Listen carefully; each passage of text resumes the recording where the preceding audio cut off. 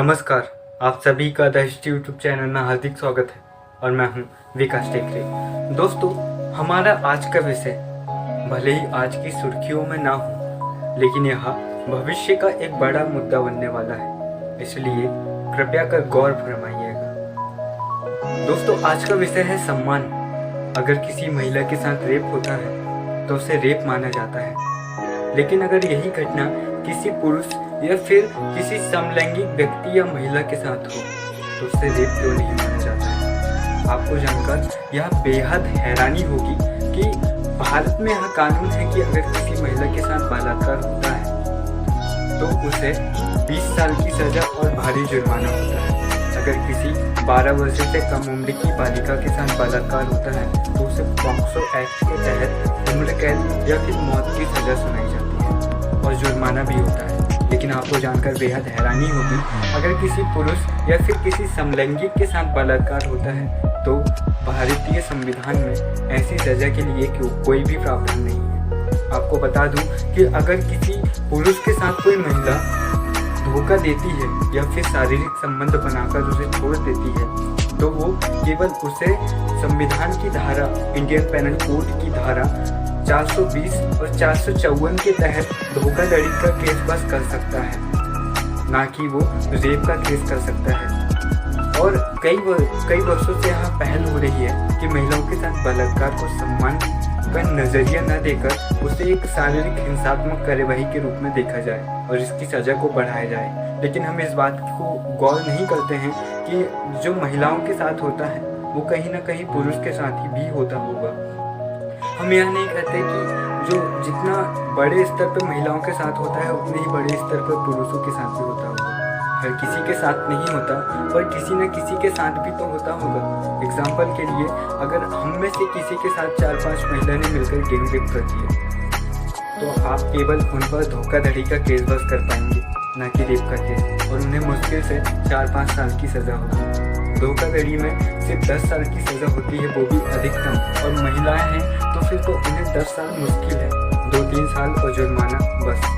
आपको बता दूं कि ऐसे ही साल 2014 के आसपास दिल्ली में एक ऑटो ड्राइवर के साथ 2 विदेशी महिलाओं ने गैंग रेप किया था और उसका वीडियो भी बना दिया था।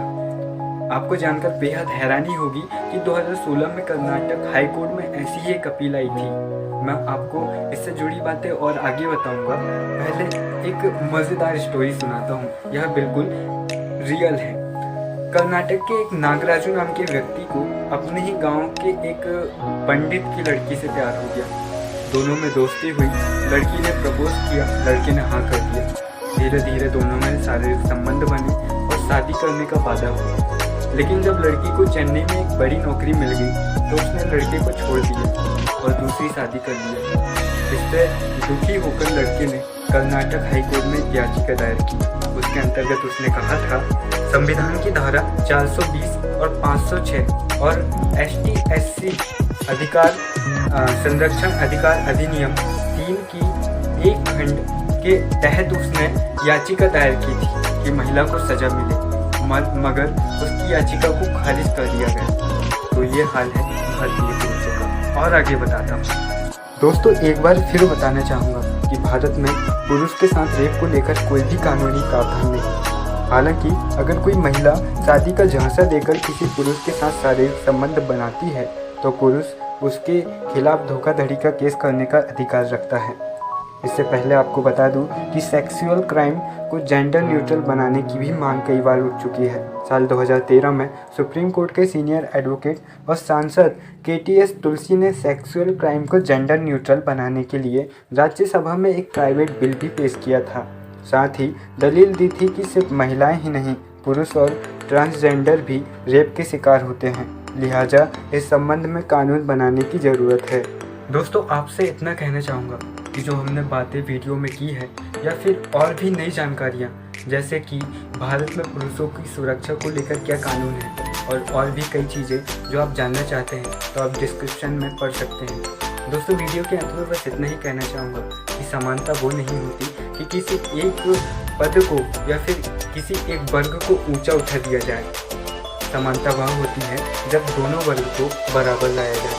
इसी प्रकार अभी वर्तमान समय में हाल ही में कोका कोला कंपनी पर एक केस दायर हुआ था, जिसमें कोका कोला कंपनी ने रंग भेद के खिलाफ एक टिप्पणी कर दी थी, जिसमें उसने कहा था कि गोरे लोगों को अपने रंग पर अभिमान नहीं करना चाहिए।